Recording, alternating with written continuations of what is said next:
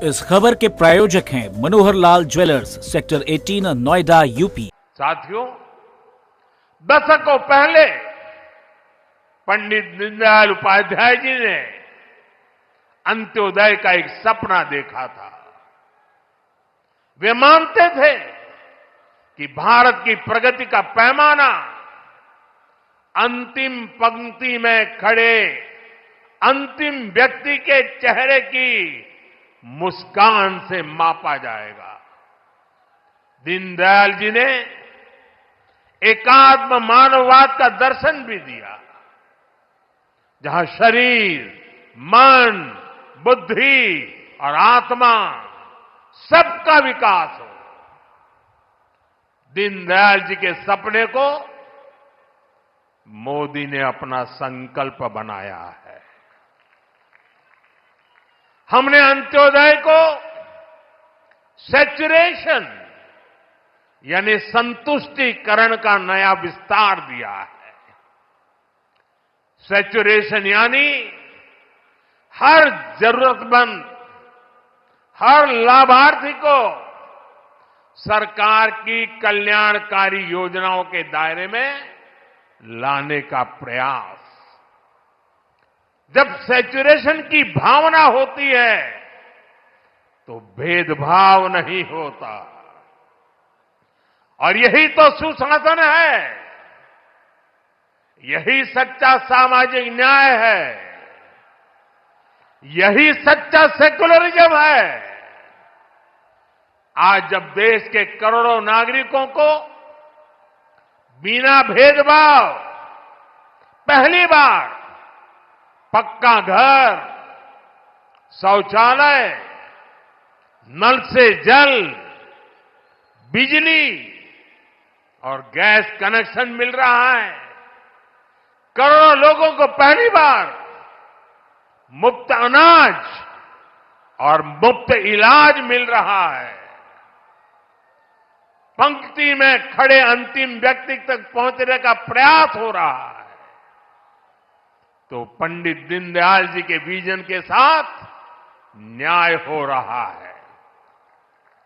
साथियों, बीते दशक में करोड़ों भारतीयों ने गरीबी को परास्त किया है, गरीबी को हराया है। ये इसलिए संभव हुआ क्योंकि भाजपा सरकार ने जो पीछे छूट गया था उसे प्राथमिकता दी, जो अंतिम पंक्ति में था उसे प्राथमिकता दी। साथियों, 2014 से पहले करीब 25 करोड़ देशवासी ऐसे थे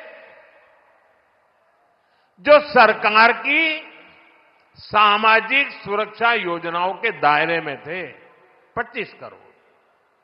आज करीब 95 करोड़ भारतवासी इस सुरक्षा कवच के दायरे में हैं।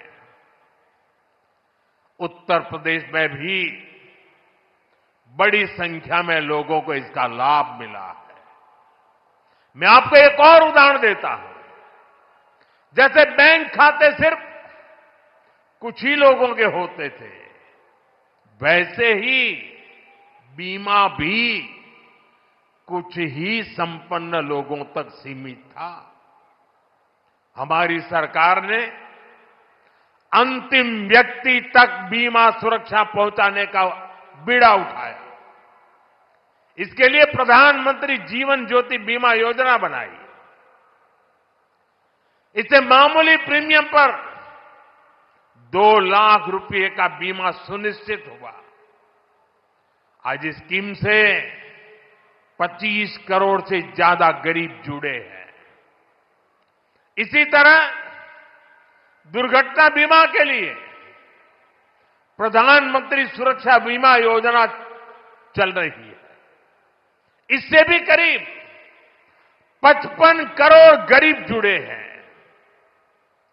ये वो गरीब देशवासी हैं जो पहले बीमा के बारे में सोच भी नहीं पाते थे।